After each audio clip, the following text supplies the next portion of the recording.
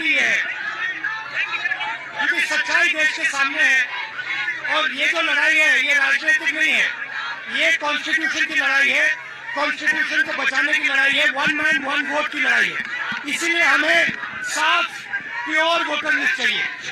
साबित कर दिया है कि इलेक्शन कमीशन और बीजेपी ने मिलकर आपसे कर्नाटका से लोकसभा चुराई। महादेवापुरा में 6.5 लाख वोट है असेंबली में, और उसमें से 1,250,000 वोट चोरी किए गए।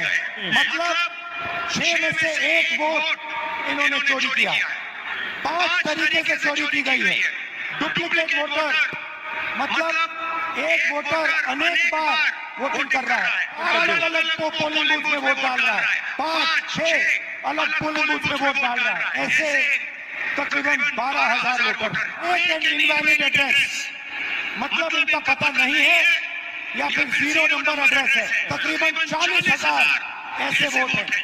बल्क वोटर एक एड्रेस में, 1 बेडरूम का घर है और उसमें 40-50 लोग रहते हैं, और जब उनको वहां हम ढूंढने जाते हैं वहां पे कोई नहीं, और घर का मालिक बीजेपी का लीडर। इनवैलिड फोटो 4,000 वोट, जिसमें फोटो है ही नहीं या इतनी छोटी फोटो है कि दिखाई नहीं देती, और 34,000 तकरीबन 34,000 वोट जहां फॉर्म 6 को मिसयूज किया गया है। फॉर्म 6 फर्स्ट टाइम वोटर्स के लिए होती है। 34,000 ऐसे लोग हैं जिनकी आयु किसी की 90 साल, किसी की 80, 81, 82, इस प्रकार से 1 लाख वोट इलेक्शन कमीशन और बीजेपी ने चोरी किया है। डुप्लीकेट वोटर्स में एक व्यक्ति कर्नाटक में वोट देता है, उसके बाद उत्तर प्रदेश में वोट देता है, देने का अधिकार उसको बेंगलोर में है, लखनऊ में है, वाराणसी में है, अलग अलग जगह देश में ये लोग वोट डालने के लिए ऑथोराइज है।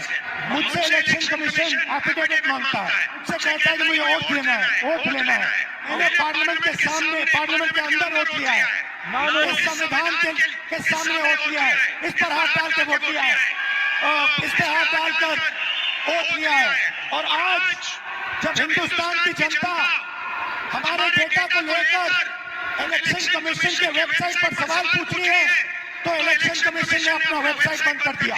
मध्य प्रदेश, राजस्थान, बिहार के वेबसाइट बंद कर दिए हैं, क्योंकि वो जानते हैं कि अगर हिंदुस्तान की जनता ने इसी डेटा को लेकर सवाल पूछना शुरू कर दिया तो उनका पूरा ढांचा खराब कर जाएगा।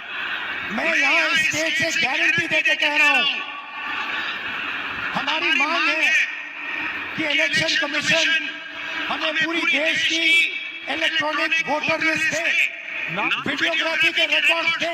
अगर ये हमें देंगे तो हम ये साबित कर लेंगे कि सिर्फ एक सीट नहीं चोरी हुई है, और सिर्फ कर्नाटका में नहीं चोरी हुई है, पूरे हिंदुस्तान में सीटें चोरी हुई है। इलेक्शन कमीशन बीजेपी का नहीं है, इलेक्शन कमीशन संविधान के लिए काम करता है, और कर्नाटक में सीट चोरी की गई है। 1 लोकसभा को हमने जांच करके निकाला है। मैं कह सकता हूं कि 1 से ज्यादा सीटें यहाँ चोरी हुई है। जो कॉन्स्टिट्यूशन का फाउंडेशनल आइडिया है